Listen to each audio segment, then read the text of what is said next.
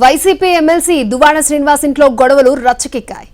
ఒక క్యారెక్టర్ లేని మహిళతో తన భర్త దువ్వాడ శ్రీనివాస్ కలిసి ఉండడం చాలా బాధిస్తోందన్నారు దువ్వాడ వాణి.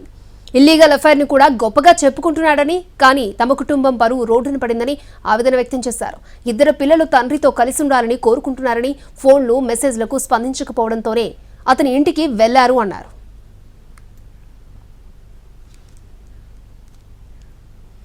తనను తన పిల్లలను దువ్వాడ శ్రీనివాస్ అగౌరవిస్తే ఊరుకునేది లేదంటున్న దువ్వాడ వాణితో మా ప్రతినిధి V S Naidu face to face. Srinivas కుటుంబ ఇష్యూ మరోసారి రోడ్డెక్కింది. మనతో పాటు దువ్వాడ వాణి గారు ఉన్నారు. ఆవిడని అడిగి తెలుసుకుందాం. అమ్మ చెప్పండి, ఇన్ని సంవత్సరాల వైవాహిక జీవితంలో చాలా సంవత్సరాలు గడిచాయి. ఇప్పుడు ఇద్దరు పిల్లలు డాక్టర్స్గా ఉన్నటువంటి పరిస్థితి, మీ హస్బెండ్ ఎమ్మెల్సీగా ఉన్నారు. ఇప్పుడు రోడ్డు ఎక్కాల్సిన పరిస్థితి అసలు ఎందుకు దాపరిచింది ఏంటి అసలు? ఆయన నేను ఫైర్ బ్రాండ్ కింద అగ్రెసివ్గా మాట్లాడితే నేను హైలైట్ అవుతానని ఇష్టానుసారం మంచి చెడు లేకన్నా నాయకులతో కాంట్రవర్సీ అయిపోయి, ఎవరితో కూడా పబ్లిక్తో కాంట్రవర్సీలు అయిపోయి, క్యాడర్తో కాంట్రవర్సీలు అయిపోయి, బయటకు ఓన్లీ మీడియాకు ఫోకస్ అవ్వాలి, నేను మీడియాలో రెండు పొగడ్తలు పొగిడియాలి, ఏడ్చేయాలి, మాట్లాడేయాలి అని ఇట్లాంటివే పెట్టుకుని ఇచ్చేయడం వల్ల, ఇష్టానుసారం వ్యవహరించడం వల్ల అందరితో ఆయన చెడ్డైపోయిన దాంట్లోన ఎందుకో ఈ ట్రిప్పు ఎలాగో ఒకలాగా ఈయనకి అటాక్ ఇచ్చి జగన్ ఎంతమంది చెప్తున్నా ఈయనకే టికెట్ ఇస్తున్నాడు అనేది ఎలాగైనా ఈయనకి ఇది చేయాలని ఒక లేడీ ద్వారా ట్రాప్ చేశారు. ఆ ట్రాప్ చేయడంలో ఈయన బలైపోయాడు. అంటే ప్రతిపక్షాలు ట్రాప్ చేసిన దీంట్లో మీ ఆయన ఇరుక్కున్నారనుకుంటున్నారా? ప్రతిపక్షాలే ట్రాప్ చేశారు. దీని వెనక ఎవరున్నారో నాకైతే తెలియదు సార్.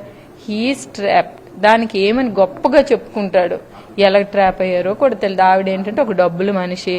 ఆవిడకి ఇక్కడ చాలా మందితో అఫైర్స్ ఉన్నాయి. చిన్న పిల్లలకు కూడా స్పాయిల్ చేసేసి ఇల్లీగల్ అఫైర్స్ పెట్టేసి వీడియోస్ తీసేసి ఆవిడ బ్లాక్మెయిల్ చేసిన రకము. ఇల్లీగల్ అఫైర్ ఉందని చెప్తున్నాడు. ఎవరు చెప్తారు? ఉన్నే చెప్పరేమో నాకు తెలిసి.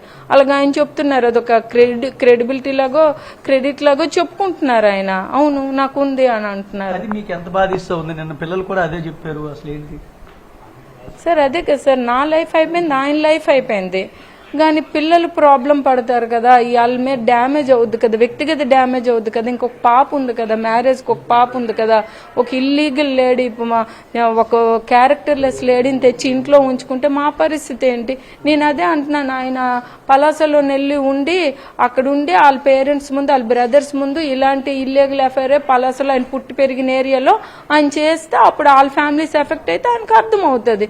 మా దగ్గర ఎందుకు? వెళ్ళిపోమనండి. పలాస ఎమ్మెల్సీ పదవి ఉంది కదా, వెళ్ళిపోయి అక్కడ పోటీ చేసుకోమనండి. మీరు వెళ్ళిపోమంటున్నారు, మీ పిల్లలేమో మా డాడీ కావాలంటున్నారు. ఈ రెండిట్లకి కోయిన్సైడ్ ఎలా అవుతుంది అసలు? సార్ నేనేమంటున్నానంటే, ఈ ఇల్లీగల్ అఫైర్ ఉండడం బట్టే మా పిల్లలు రోడ్డు ఎక్కుతున్నారు. మా పిల్లలు కూడా ఆ ఇంట్లో నలుగుంటే మేము ఒప్పుకునే పరిస్థితి లేదు అంటున్నారు. ఆ పిల్లల వెర్షన్ పిల్లలకు ఉంది. మా డాడీకి వెళ్ళి కలుస్తాం, మాకు ఇలా ప్రాబ్లం అవుతుందని చెప్తామని రోడ్డు ఎక్కకన్నా గౌరవంగా మెసేజ్లు పెట్టినా ఆయన రెస్పాండ్ అవ్వడం లేదు. అట్లీస్ట్ ఈ రకంగానే ఆయన ఆలోచించి బయటికి మేము వస్తే అట్లీస్ట్ మాకు రోడ్డు మీద మాకు ఇంట్లోకి పిలుస్తారనే దాన్ని ఆయన చెల్లించడం లేదు. షేమ్ ఫీల్ అవ్వడం లేదు సార్. ఫస్ట్ ఆఫ్ ఆల్ ఆయనకి ఏమి షేమ్ అనేది లేదు. అసలు వద్దండి మనం కలిసి ఉన్నాం అసలు అని చెప్పి మీరు వారించారు. 1.5 year ఆయన బయటే ఉంటున్నారు, మీరే తలుపేశారని చెప్తున్నారు. కొన్ని మాటలు, పర్సనల్ మాటలు నేను చెప్పలేను సార్. ఆయన ఇలాంటి మనిషి అని కొన్ని సిచ్యువేషన్స్ చూస్తే నా మైండ్ బ్లాక్ అయిపోయింది. ఆఫ్టర్ 29 years నేను చూసిన తర్వాత నా మైండ్ బ్లాక్ అయిపోయింది. చాలా దారుణంగా మాట్లాడేవారు. ఒక హస్బెండ్ అనే వ్యక్తి అలా మాట్లాడకూడదు.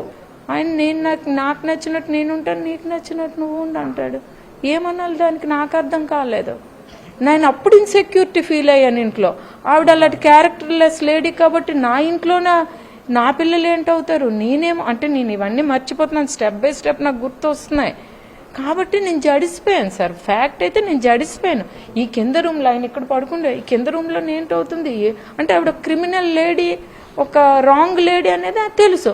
ఫైనల్ గా ఈ సమస్యకు పరిష్కారం లభిస్తుంది అనుకుంటున్నారు? అసలు పిల్లలు డాడీని కావాలనుకుంటున్నారు? అసలు మీరైతే ఏం చెప్పబోతున్నారు? అసలు వాళ్ళ ఇష్టం సార్. వాళ్ళు మేజర్స్, వాళ్ళకి నచ్చినట్టు ఉంటారు. మా ఫ్యామిలీ డ్యామేజ్, పిల్లల లైఫ్ డ్యామేజ్ అవడానికి నేను ఎట్టి పరిస్థితిలో ఊరుకునే ప్రసక్తి లేదు. ఏం పర్సనల్ మ్యాటర్స్ ఉంటే ఆయన బయటకు వెళ్ళి చూసుకోమనండి. పిల్లలు తండ్రి కావాలనుకుంటున్నారు, తనకైతే అలా లేదు, ఆయన ఇక్కడి నుంచి వెళ్ళి ఎక్కడైనా ఉంటే ఉండాలని చెప్తున్నాం, కానీ ఈ పేరుని ప్రతిష్టని దెబ్బతీయవద్దు, కుటుంబాన్ని మరింత రచ్చ చేయొద్దు, బయట లాగొద్దు అనే విషయాన్ని దువ్వాడ వాణి చెబుతున్నటువంటి పరిస్థితి ఉంది. కెమెరా పర్సన్ సురేష్తో విఎస్ నాయుడు, ఎన్టీవీ, శ్రీకాకుళం.